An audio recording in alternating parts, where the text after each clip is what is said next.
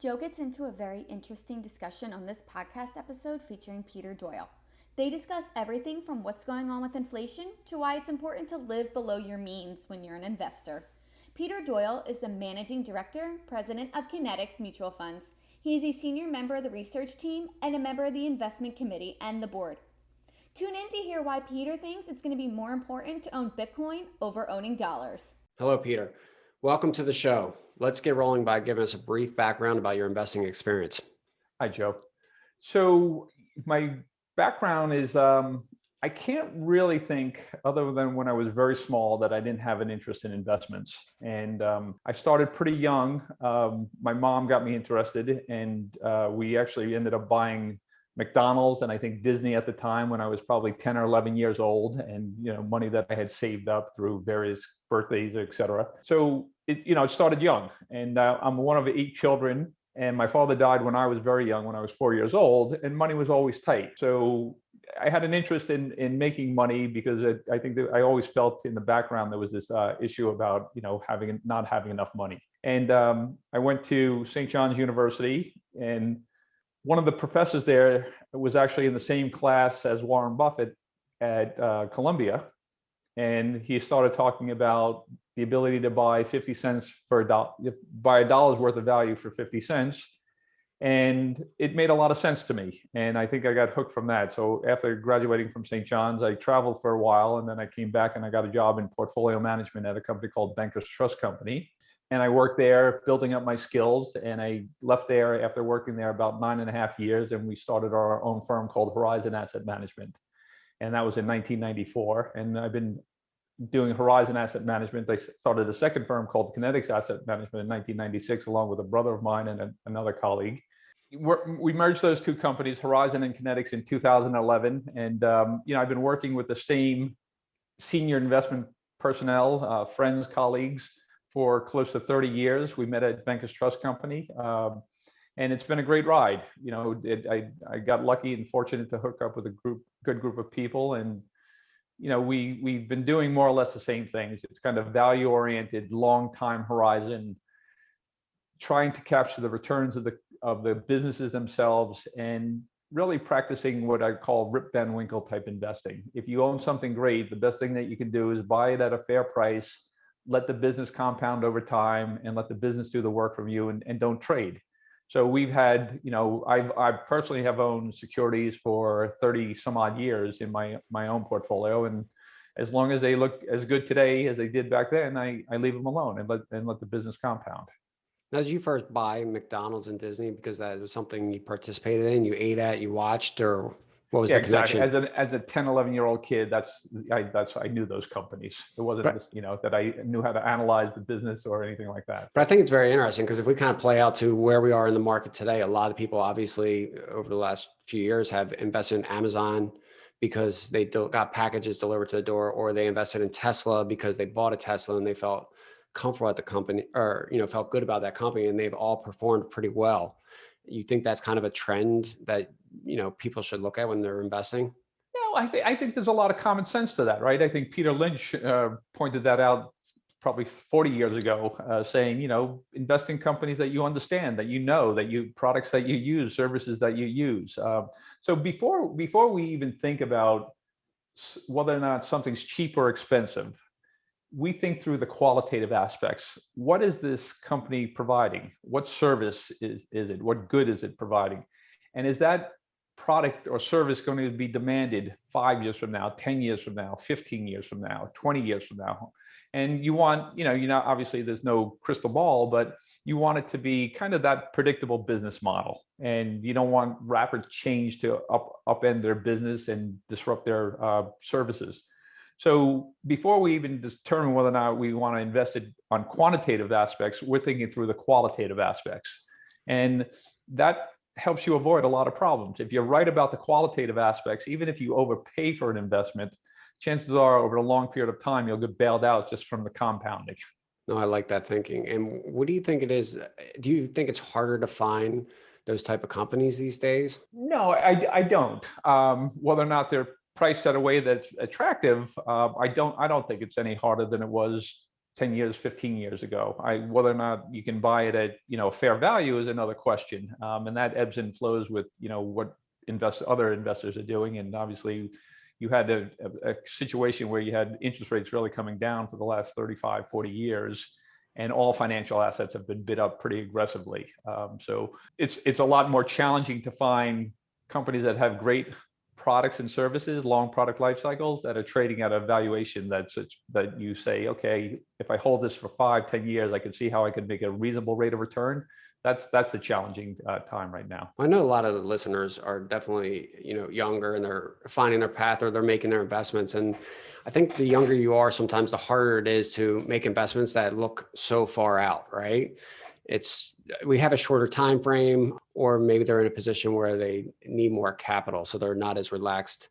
How do you advise people to go out and kind of find those companies that have that qualitative features to build confidence in? So think through, in the case of a company like Coca-Cola or McDonald's or, one of the financial exchanges, is it likely that the world is going to stop drinking Coca-Cola? Is it likely that this brand is going to be displaced by some other brand? Is it likely that they're going to lose their distribution around the world because they're doing something wrong? So you start thinking through all of those aspects of a business, and some has to do with legal, some has to do with biology, you're trying to use a lot of different subject matters and trying to think through the qualitative aspects. And if all of those line up, you say, yeah, I can see that, the volume of this particular product is going to grow with the passage of time. They have a competitive advantage. They're near kind of global brand recognition is going to allow them to enter and continue to sell that product, regularly, for looking out over a 5-10 year period of time. Even if the world shifts away and they want less sugary drinks, they have the distribution to develop new drinks. And I think they can place them in those stores, and those drinks would sell well.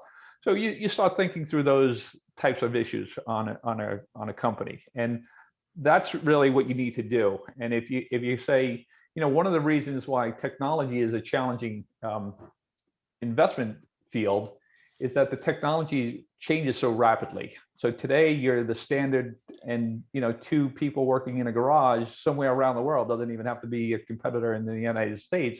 They can come up with a product that can disrupt yours. So you were once this great company, and tomorrow you're basically by the wayside. There's no predictability of that. So there's a circle of competence, and there's a level of understanding. Nestle's chocolate. What's the probability that Nestle's is not going to sell chocolate 5-10 years from now? So if you think along those lines in more basic terms, you say, okay, that I can see that business is going to be around. Auto insurance. Governments around the world require you to, if you want to drive a motor vehicle, you need insurance. What's the probability that's not going to be a business 5 years from now? So, Warren Buffett buying Geico, he says, okay, this is a business I think that's going to be around 30, 40 years. Geico has an advantage because they don't use a broker network. Right? They go direct to the consumer, all the commercials that you hear on television, on radio. And he can offer that insurance generally 15% less than his competitors in most states. And he says, okay, people recognize that it's a stable company. It has financial wherewithal. And I just want to pay less for my insurance. Why wouldn't I go with Geico? So he figures I can consolidate this industry and grow this business for 10, 15, 20, 30 years, long after he's probably passed away. That's kind of the mentality that he has. And it makes a lot of sense. And I can reinvest in this business and continue to grow it and get a good return, probably upwards of 15% per annum on his equity.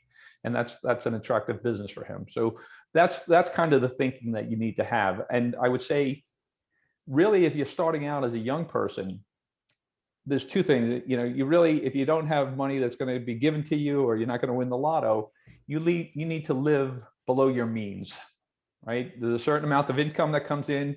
Don't spend all that income, save some, and then start investing. It doesn't really matter if you're starting with a small amount of capital. It matters that you start early.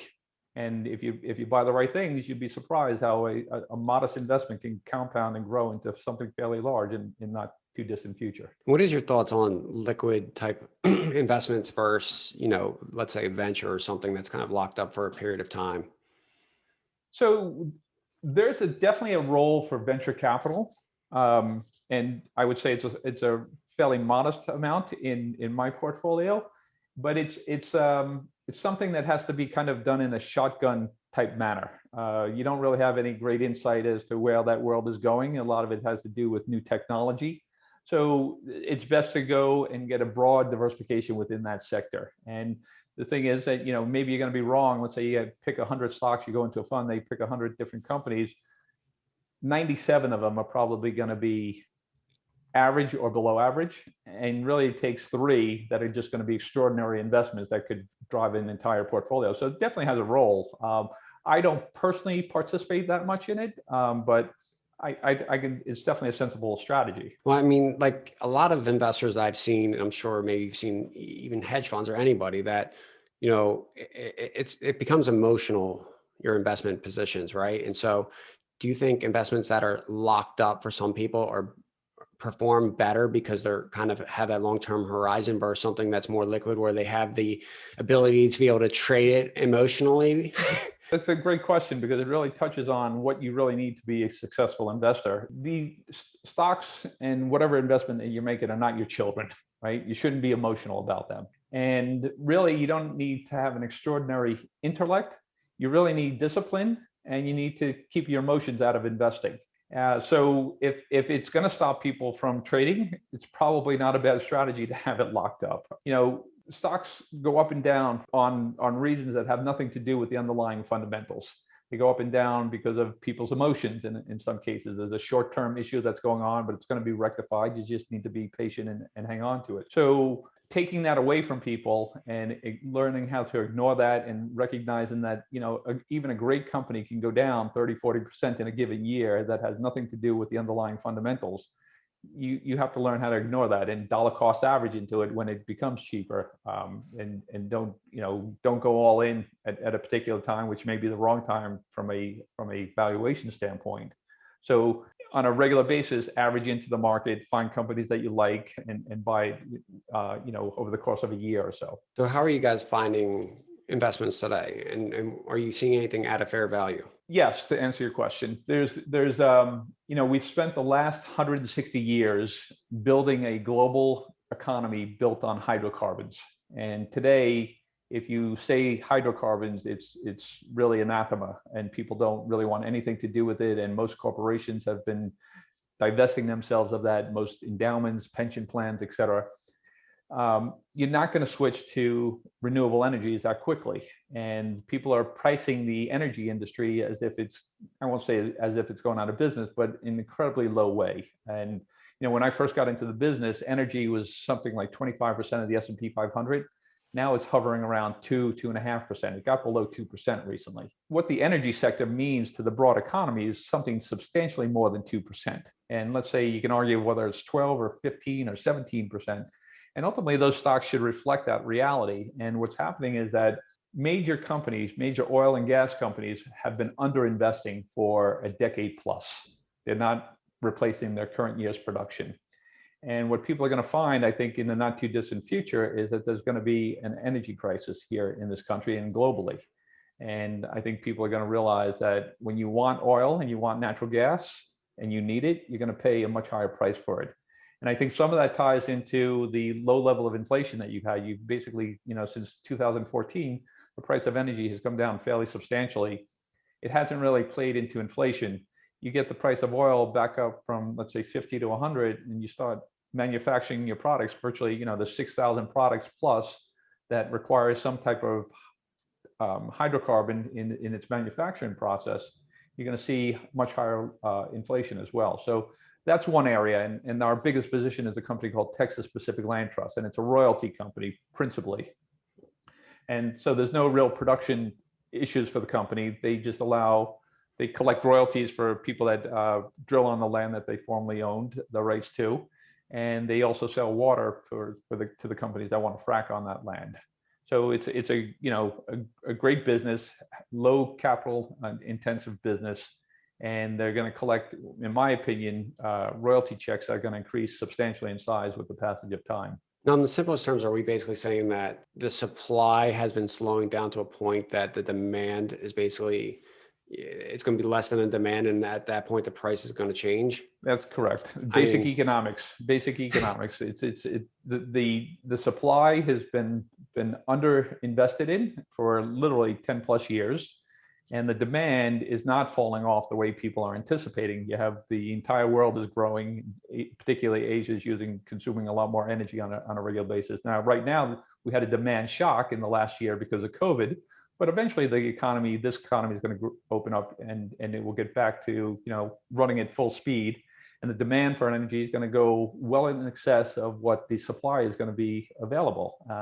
And it's similar to when you're in a crowded stadium and you're thirsty and you need water. And you know that water is going to cost you $5 a bottle, but you pay it because you're thirsty. Yeah. And if you could wait, you'd buy it outside at a local convenience store at $1, but you pay the $5.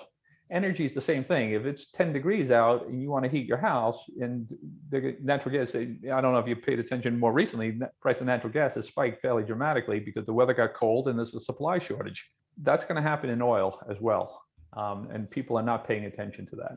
So what is your what is your view on just electric vehicles and, and that movement, and does that have any impact on oil? So, there's no question that electric vehicles are going to be more prevalent in the future, and it seems like, more and more people would like to drive them. But people forget that when you go home at night and you plug those in, you're plugging into a power grid that's being fueled by something, natural gas, coal, perhaps. And the ability to, produce those electric vehicles require a lot of hydrocarbons. And it's questionable whether or not the usage of an electric vehicle actually provides any great benefit to the environment versus a gas-powered vehicle. Between all of the mining for the various cobalt and things that go into the batteries, to the steel that needs to be produced, et cetera, all of that requires hydrocarbons to make that happen. So people want to believe that they're doing a great thing. It's not necessarily clear that they are. Now, obviously, everyone wants a clean environment, right? Nobody wants to be dirty. I'm just not sure that electric vehicles and solar power are going to be the answer that people think they are. And how do we get that? I guess we'll call it the quantitative data on that kind of defines what is actually working. Yeah, so that's out there, and there's been plenty of studies, and the studies indicate that electric vehicles are not any better for the environment. So you go to Angola where they're mining for various cobalt and they're using labor of 7-10-year-old kids. That's not exactly environmentally friendly or morally just, but people don't want to look a little bit deeper. There's studies out there that already indicate, and that's in line with what I'm telling you right now. Last year with the lockdowns, I think there were certain cities that had a much cleaner air with the less travel to work, right? Sure. And that was kind of insights into what it. Yep. Yeah. Less production in plants and lots of things. Sure. If you're not going to, there's going to be no activity. There's going to be less pollution. That's not the world we live in. Everyone's, ready to get back to more activity and start flying again and start traveling and taking vacations, et cetera. So I can't imagine that demand, if we really get COVID behind us and we reach herd immunity, that demand is not going to accelerate in a big way in the future. And what other areas are you investing in? We're focused principally, we're very concerned about inflation. I think people have not paid attention to that. And it really comes down to central banks, not just here in the United States, it's going on in Japan, across Europe, et cetera. The debt burden of the world is so large that I think central banks realize that they need to print more money and to debase their currencies in order to pay back the debt and to grow their way out of it. So you're not really seeing it, and certainly not in the reported numbers like CPI, which I think is really a useless measure. But if you look at the money growth year over year is close to 25%. And that money is going in stimulus checks and it's going out there. It's being spent. It's not being held on bank balance sheets and not being kept aside to recapitalize banks' balance sheets. It's being spent. And there's no time in history where you inject that type of money into the economy that you're not going to see inflation. And you couple that with potentially the rise in oil prices that I was mentioning, and you could get a very ugly inflation environment. So we've been trying to find companies that have asset light businesses that don't have a lot of heavy employment, a lot of need for capital expenditures that have a royalty business model. Things like the various exchanges are also of interest to us. So you think about the Chicago Mercantile Exchange. They trade various products on their exchange, and it's really a technological platform. They're bringing together buyers and sellers, and as there's more money in the system, there tends to be more trading, more volume coming through those, and there's very little additional marginal costs when you put through more throughput. So the profitability goes up exponentially there. So we're looking at that. We're looking at a company like Texas Pacific that I mentioned, other royalty companies that really what we call hard assets. They get paid off the product itself, the commodity itself, and they don't have the capital expenditures. So a company called Masabi Trust that benefits from the price of iron ore and the mining of iron ore. So looking at those types of businesses. We also own some gold royalty companies as well, gold and silver royalty companies. How do you think, what could help investors kind of form their own opinion of what will happen with inflation, how they can better allocate, for their portfolio? Because, sometimes it's hard to really have a full understanding of what's going on. Even over the last decade, maybe people thought there was going to be more inflation than there was, or maybe there actually was, and it's not as measured. And in moving forward, I mean, it's easy to believe, I guess, in all the inflation based on the money printing, but at some point, where does affordability come into play actually in U.S. based on the average household, and how will the government keep that in balance with the voters and so forth? Yeah. So if the CPI is a number that is produced to help the U.S. government in their entitlement payments and everything else like that. But the things that you most desire in life, whether it's a second home, a great education for your kids, good health care, those types of things, childcare, those types of goods and services are growing at a much, much higher clip than CPI. So anything that the typical person aspires to is growing at 7-8% per annum. So that's really the true inflation number. And they can tell you it's much lower than that, but that's really those are the goods and services that you want and you need in your life. I would say that to look at it, and the big difference now, as opposed to coming out of the financial crisis of 2008, 2009, the amount of currency that has been injected into the economy is just absolutely staggering. And as I mentioned, it's 25% year over year. And there's no time in the history of civilization where you inject a lot more money into the economy and you don't have a much higher level of inflation. So I would keep an eye on that. So, there's a stimulus package that's coming out. It's going to be $1.9 trillion stimulus package. That money has to come from somewhere. So people need to sit and say, well, where do they get that $1.9 trillion? Well, they're going to print it up, and they print that up out of thin air. And every time you put in more currency out in circulation with more or less the same goods and services available, it results in inflation. So we haven't seen it in reported numbers, but we definitely have seen it in other types of assets. So if you wanted to buy a home in, go out to Long Island in the Hamptons, or the cost of sending your kid to a good 4-year school, there's real inflation there. And I think most people understand that. So I have also a lot of friends in the residential / multifamily market, and, their projections on their rent increases with inflation, are pretty high for, let's say, the next 5 years. At what point does it become unaffordable for the majority of people? And, what kind of happens? What friction will occur? Yeah, well, listen, I think what you've seen for the last 30 years is that real household income really has not risen. And that's why you saw this populist movement going on, not here just in this country, but around the world. There's real backlash. And, the recent activity in GameStop stock was kind of a populist movement. And you have this kind of society that developed online, and really it was kind of built around, hey, here's an opportunity, but not only is it an opportunity, but it's a way for us to stick a finger in the eye of the elites. So that kind of is already out there, and it's bubbling just below the surface. And that's why, they're gonna try to do this in a way that's going to be tolerable to people.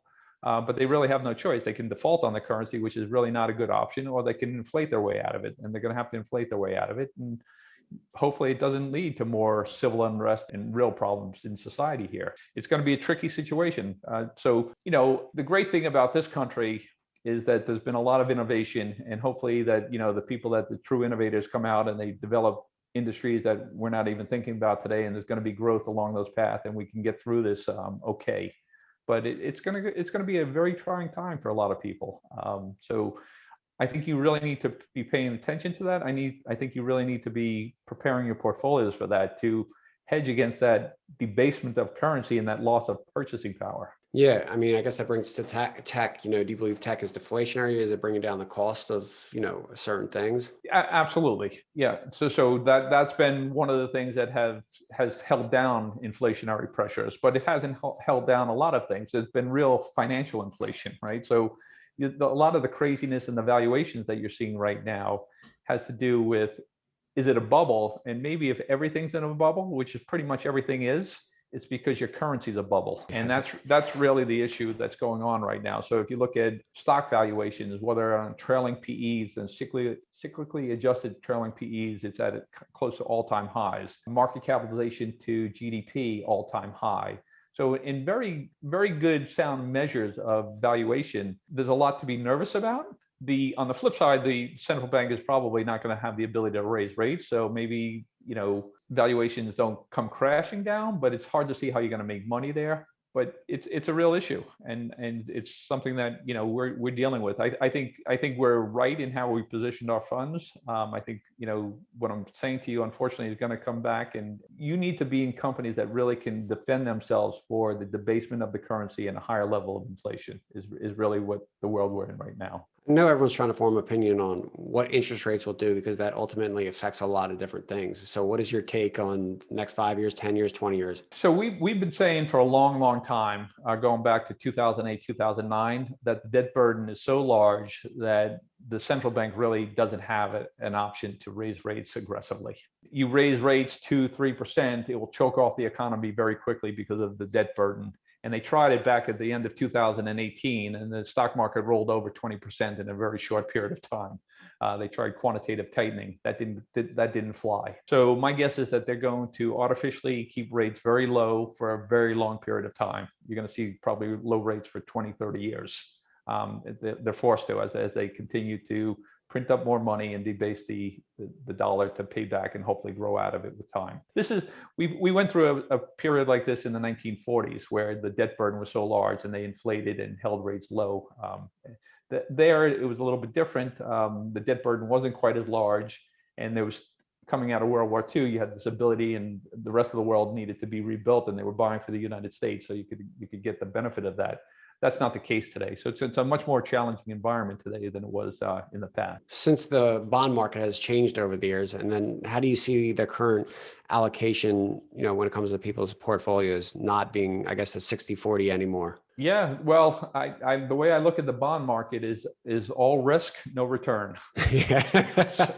So you're talking about a 10-year treasury at a little over 1%, 1.15. I haven't looked in the last couple of days. But if you adjust for inflation, it's a negative real return. So you're parking your money for 10 years to guaranteed loss. And if you don't believe the reported inflation numbers, and you think it's substantially higher, you're probably losing 50% of that over the course of 10 years.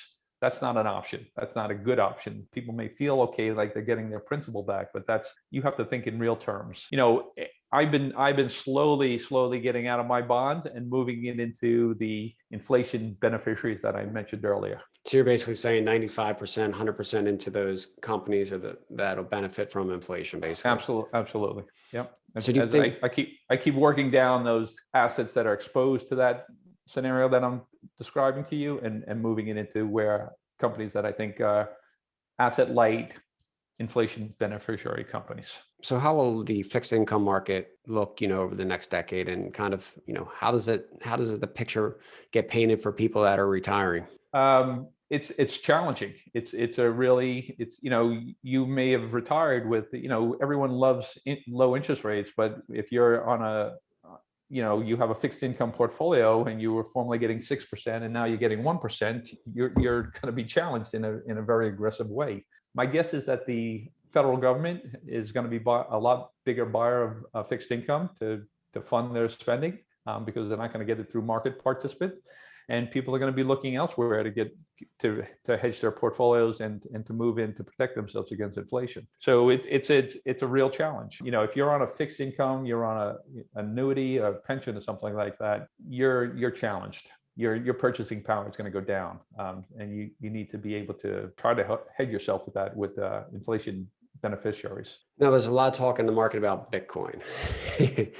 Kind of what's your position, and how long have you been involved? So we've been involved since 2015. It's worth telling you a little bit of a story as to how we got involved. My colleague is a brilliant financial mind. He has a degree in mathematics, degree in computer science, and he has an interest in cryptography. So he was reading actually the Bitcoin white paper was left on his desk for a number of months, and he was just busy and he'd get around to it. He goes, you know what? He came into the office that day. He goes, I'm going to shut the door. I'm going to read the 9 pages, see what's going on here, because I'm hearing some things about it. He reads it and he gets up and he walks into my office and he tells me the story.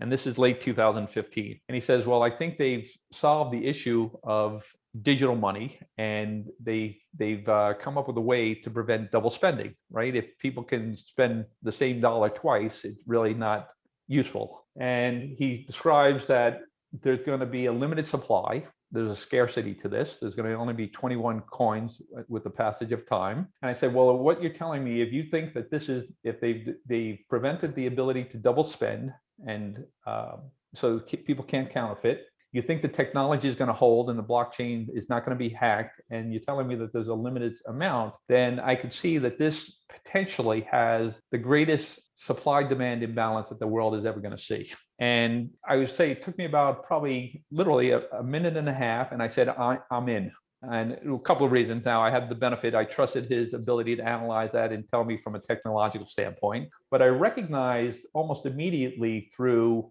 a scarcity, supply demand from an economic lens. And I recognized that ultimately I saw what was happening with fees on Wall Street, with money moving into ETFs and people able to trade for free, that Wall Street would ultimately embrace this because they want to charge people higher prices for a new asset class. So I see our greed potentially. Mm-hmm. So I immediately got in. Probably within 3 or 4 days, I had a position, and professionally, probably within a week's time, I had a position. And the way I looked at it, I said, this is the most asymmetric return potential I've ever seen in my career. And I don't need a lot of it. If I made it a 50 basis point position, 0.5% in people's accounts, if it went to zero, nobody's going to be that upset. If it did over the course of 2 years, I lose 25 basis points a year. It's a rounding error in terms of their performance. In success mode, I could see how it could go up, not just 10 times, not just 20 times, I'm talking many thousands of times. So I said, I've never seen an investment opportunity like this. And we said, just on that, we should own this. And that's how we got involved with it.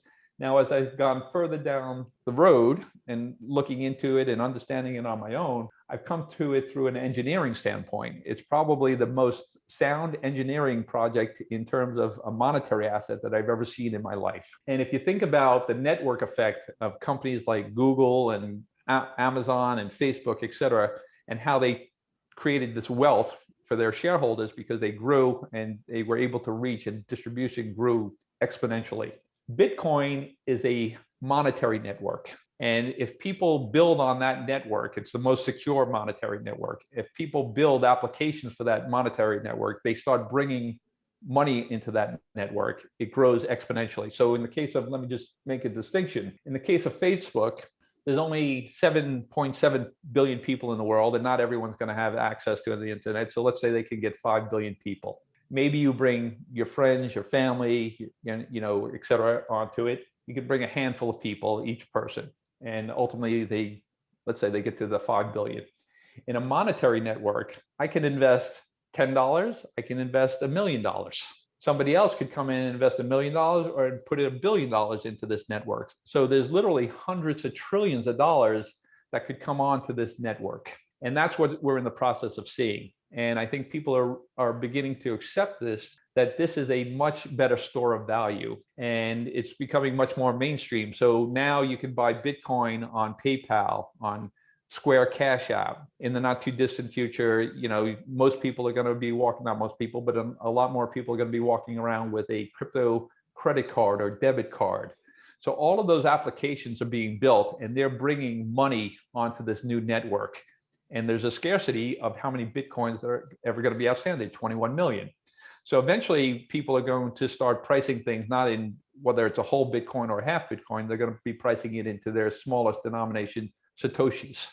So my guess is that a single Bitcoin is going to go up exponentially from here, potentially into the many millions of dollars with the passage of time. It's not going to happen in 2 days, 6 weeks, or something like that. But it's going to happen much quicker than people realize. So what I tell everyone that I meet, and my children say, Dad, it doesn't make you interested to talk about Bitcoin all the time. There's some number that everyone has in their head that they can risk.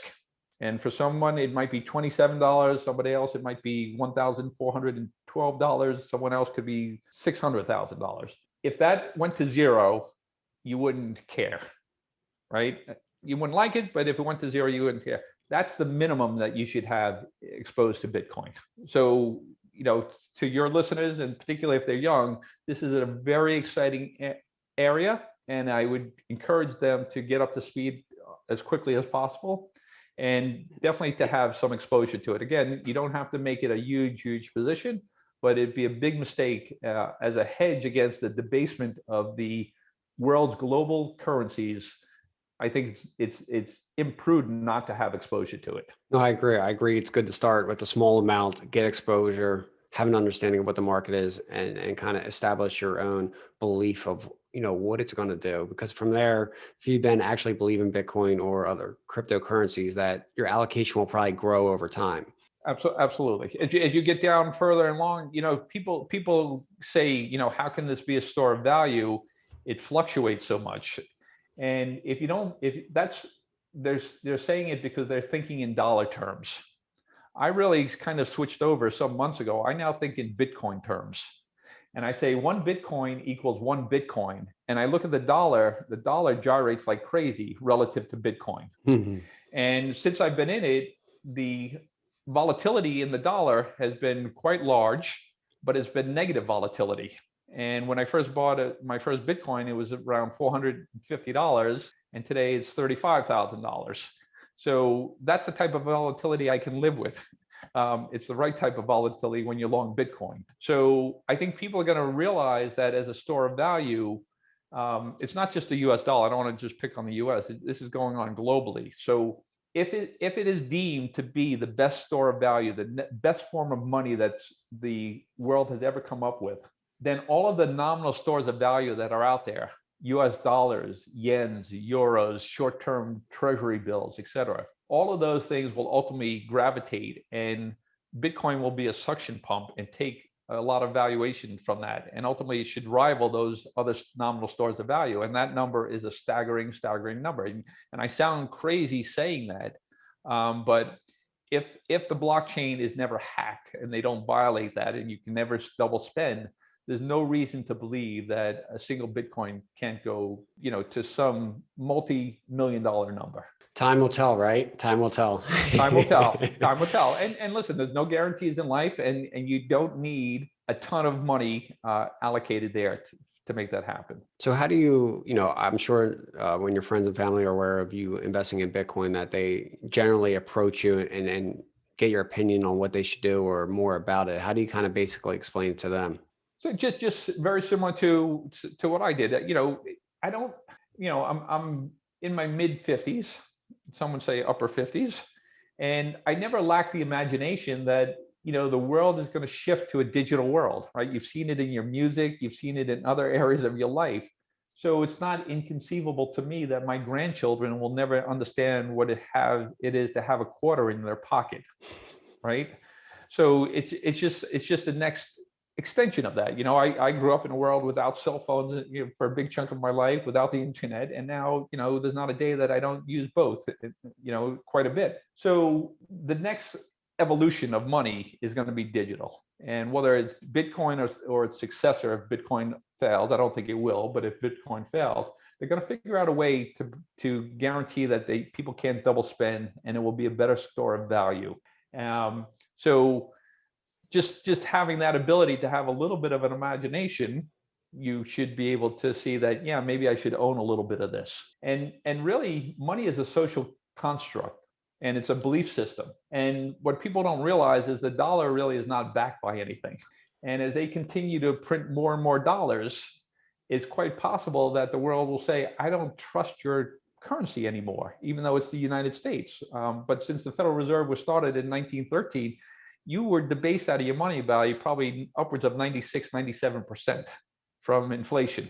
And they're now doing it at a much more rapid pace. And it's not inconceivable to me that the world wakes up and you can see very short order that, why do I want to own this anymore? I have this better store of value here in Bitcoin. I should own some of that. And I think just on that alone, you should allocate, again, a small amount, the amount that if it went to zero, it's not going to hurt you, and et cetera. So do you guys just allocate specifically to Bitcoin itself, or do you have any other investments in the crypto area? So one of the things that we really loved about Bitcoin was the monetary policy, and that's really what gives it its value. And most of the other coins out there's something like 8,400 new coins or tokens. Who knows? It's changing that fast, right? That's probably a week old data. It could be 8,700 by now. Most of those are controlled by a handful of people. And there was a pre-mine, and they gave themselves, let's say they're going to have 100 million. They gave themselves 70 million out of the 100 million, and then they're going to sell a certain number to get a price on it. Why do I trust them any more than I trust central bankers? Bitcoin was really a labor of love, and it was probably the most fair that it was distributed. Whatever Bitcoin is, I can tell you it's not a Ponzi scheme, right? You opt into the system. Nobody induced me to buy Bitcoin. Nobody forced me to buy Bitcoin. Nobody sold me Bitcoin. I said, I want in on this system. I'm going to start mining this. I'm going to start being part of the nodes that are going to verify the transactions, et cetera. So that's unlike the overwhelming majority of other coins out there. So what I look at and what we look at is we're looking for coins that might have a very good, solid monetary policy and are not controlled by and centralized behind a group of people. And Bitcoin is a decentralized monetary network. Nobody controls it. And that's very attractive. And people are starting to understand from a technological standpoint, centralization of data is a very dangerous thing. You had the hacking into the U.S. government, the Department of Defense, Target, the department store, et cetera. That's all centralized data.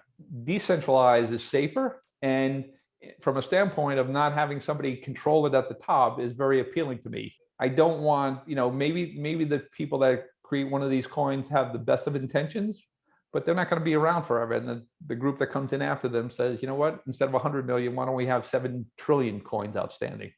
Bitcoin's never going to have that. There's only going to be 21 million coins. Do you think that we could teach people responsibility when it comes to managing their own data or their keys? Yeah, I do. We're not anywhere near there today, but that's going to get easier. And that's the technology that people are working on 24/7, 365 days around, not just here in the United States, around the world. So it's just, you're young, considerably younger than I am. But when I first got on the internet, it was a very clunky experience. It was very hard to find things because there was no organization to it. Ultimately, that changed, right? They put in the pipes. There was the ability to sort data, et cetera. Tim Berners-Lee made it where you could find information, type in an address, et cetera.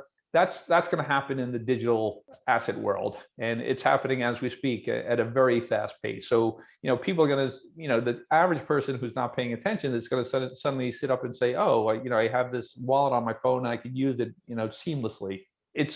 We're not anywhere close to that, but it's going to happen much faster than people think. I agree. I changed all my outlook, getting more familiar with tech and understanding things over the last few years. I changed my next year outlook to 3 to 5 year outlook when I talk about something, or 5 to 10, right? So there's an old saying which is true. People tend to overestimate technology in the short term and underestimate it in the long term. I didn't fully answer your question before. So to answer your question, we have found a couple of other coins, probably 6 or 7 other coins that have a good monetary policy. Most of them were forks off of the original Bitcoin blockchain, and they have a very similar monetary policy. We think those are going to have some real value. But all of the other coins, most of them you can forget about. There's going to be some wildly successful ones, I'm sure, but I have no ability to tell you which of the 8,400 is going to do that. I can tell you from a network effect and in terms of safety and where the hashing power is to keep the network safe, Bitcoin is by far the most dominant. It's something like 95% of the hashing power. And if you're going to consider sending real value across a network, a digital network, you're going to choose Bitcoin. So does the company have investments in Bitcoin mining, or do you guys have farms yourself? We do. We got involved in mining. We raised our money for 2 C Corps, fairly modest amount. But we have a facility down in North Carolina that we own and that we run, and we buy machines, and we're some of the things that I talked about earlier about the yield on fixed income. We're in the business of helping people solve problems, right? And one of the problems is that interest rates are incredibly low and it's hard to get income. And mining as a business can provide a very attractive yield. And there's periods of time when to mine a Bitcoin and what it's selling at, you were talking of yields of excess of 100%. Now, I don't think that's going to be a long-term return, but that's an opportunity to basically get fixed income that's not connected and correlated with the overall stock market or the bond market. And that's the reason we did it. And so far, it's been pretty successful. Now, my colleague who oversees this has done a fantastic job. When we first got involved with it, the prices of the machines were pretty expensive. They were, $3,600, and he felt that the technology was going to continue to improve, and the prices were going to come down. So he put a fairly modest amount of money, and that's more or less what happened. So most of our peers that started at the same time went out of business because they allocated 100% of the capital. The price of the machines collapsed. The price of Bitcoin came down very substantially, and they lost their money. We didn't do that. He didn't do that. And he's been reserving enough money with each pass in time that we mine coins that he can replace the machines that we currently have through the cash flow, in addition to paying a fairly attractive dividend right now. So it's been a great opportunity. Yeah, some of the things I've seen or heard that, with the replacement of equipment, it can be CapEx, intensive, and maybe not always profitable, especially during a bear market. So how have you been able to survive? Yeah, so just as I mentioned, two things. One, there's a lot of complexities to mining, right? There's the difficulty rate, there's the cost of the machines, there's the cost of the electricity, there's the location of the machines, et cetera. All of those things factor into it. And if you don't get those right, you can go through your capital. And if you buy machines at a very high price and the price of Bitcoin collapses, it's a losing proposition. So, we had, in particular, again, the same colleague had a lot of experience with the electric utility industry. And there's peak hours and there's off-peak hours. And the reality is that you could maybe run your machines only 17 hours a day and still generate the same amount of coins, but reduce your electricity costs by 60, 70% because it's off peak. And you're able to buy a kilowatt at a fraction of what you do during peak hours. So if you don't know that and you're running during peak hours, your ability to produce a coin is going to be much more expensive than it is if you do it that way. If you went all in and you bought the machines at their all-time high and the prices collapsed for the chips, and you ran into problems. So fortunately for us, we had somebody who understood all of those complexities and navigated that quite well. And now we're in a good position where we're mining coins at a very profitable rate. Let's say the price is, most recent number that I heard was somewhere between $5,500 and $6,500 a coin. And it's, as I mentioned earlier, the price of a Bitcoin is roughly 35,000 right now. So highly profitable. I don't think that's going to stay at that level. And I think more competition is going to come in. And our belief is that ultimately the mining industry, the digital currency mining industry, is going to be among the largest industries in the world. There's a supply constraint, equipment constraint right now, but that's going to solve itself over time. Now, I heard something to the fact that you can utilize gas fields in exchange for electricity. What is that? So you go out west, and particularly in the Permian Basin, and a lot of the byproduct of drilling for oil, or fracking for oil, more accurately, is natural gas. And that natural gas comes up, and there's no pipelines there, so they're just flaring it off. They're burning it off. It's a waste, right? It's going into the environment, not a good thing for the environment. So people are going out there with trailers of Bitcoin mining machines, and they're hooking into that natural gas, and they're getting that natural gas for near free. So that's an energy source that's basically now being used, that not just going into the environment, that's helping to mine and secure the Bitcoin network and produce coins for people that invest in that. So it's definitely has grown, and it's likely to continue to grow, and particularly as they continue to do more fracking out in the Permian Basin. So when it comes to, bringing more people into the network, do you think situations like GameStop, where there's some kind of action by centralized parties, ultimately is beneficial for those type of investors to want to join the Bitcoin network? So great question. And I'm of the belief that GameStop was a watershed event for the financial market and people's understanding of how the system is played. And they can stop the trading in the security. They can increase the margin requirements. They can, do a lot of things to investors. And most people are perceiving that as the little guy is never meant to win. And I want to get out of that system. And when you think along those lines, and I think there's a lot of truth to that, by the way, when you think along those lines, the next thing is, well, what's a system that isn't centralized and isn't controlled by the government, and they can't stop? And it leads you to Bitcoin.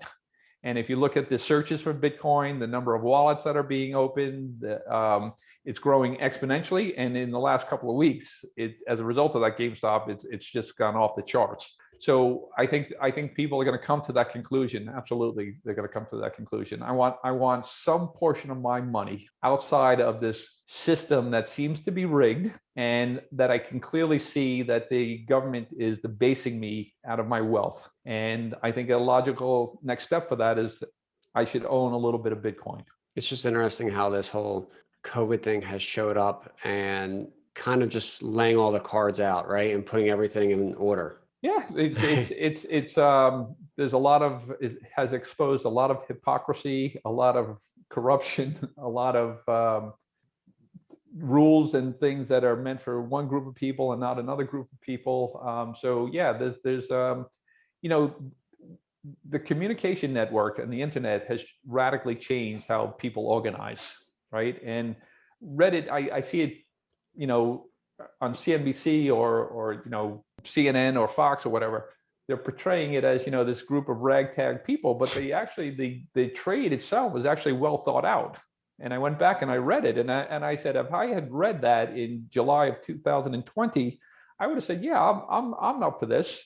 This is a chance where you could squeeze this, and you could see how they would have to cover at a much, much higher price. So it wasn't like it was pure speculation. It was actually a pretty well thought out plan. But that community, a couple of million people talking, that's not involving the government. And Bitcoin is just a bigger network that's not involving the government. And ultimately, more and more people are going to say, you know what, I think I should have some exposure to that. And I think we can organize around a better thing. I think the people who are sent to Washington to represent me don't do a good job with it. They squander money. It takes them way too long to get stimulus checks out to people who are really hurting. And it doesn't seem like they have our best interest. And I want to rebuild society in the way I live my life. And I think that's what people are coming to that conclusion. A lot of people are coming to that conclusion. It'll be interesting, in another year or two out, after institutions have come into place, into the Bitcoin, and just see what ultimately plays out over the next year or two. It's going to be interesting. Well, listen, the way I look at it, it's funny. When I was growing up, I had friends whose parents might be specialists on the New York Stock Exchange, and a specialist would be able to see both the buys and the sells of the particular security they were making a market in, and they were allowed to trade around that information. And they were fairly wealthy people because of that ability. The Bitcoin blockchain, you're able to see where all of the coins are, where they're stored, how frequently they trade. And I look at that pretty regularly. And there's a lot of companies that do the analysis on that. And I see that the demand is growing exponentially. And I see the supply being taken out of the market. So what happens when demand grows at a very rapid rate and there's limited supply, the correcting mechanism is the price. And, again, its price is roughly 35,000. it's not inconceivable to me that Bitcoin by the end of 2021 is 3-4 times higher than where it currently is based on that dynamic that I'm seeing. Now, that's no guarantee. And again, it should be a small amount, and you should do your own homework. But from my standpoint, I've already kind of jumped the mentality that I want to own dollars to I want to own Bitcoin as a store of value. That's good. Let's leave off there and go to our last question. What is the biggest thing that you have implemented in your life as increase your net worth? I would say it started when I was very young. Listen, money to me is not really that interesting. Money provides freedom to me, right? It allows me to do the things that I want, not have to answer to people, show up at a job 9 to 5 and, take gruff from somebody. So I never really wanted money to buy fancy things or expensive cars. That's not what I am. So I would say that I learned pretty early on that if nobody's going to give you money and you're not going to win the lotto, you have to live below your means. And that's kind of the most important thing to do. And if you do that early on, you're already wealthy, right? Because you're not relying on somebody else. And now you can use that excess cash flow and start investing. And ultimately, you have the ability to grow enough of an investment pool that you buy yourself freedom. And so for me, that's really what it was. And I understood that pretty young in my life, and I worked towards that. And I was fortunate enough, obviously some of life is luck. I was fortunate enough to basically create that situation for myself. That's good. This is one of my favorite questions because it always gives me great insight, and the listeners great insight to how people have done well and the different methods they've used.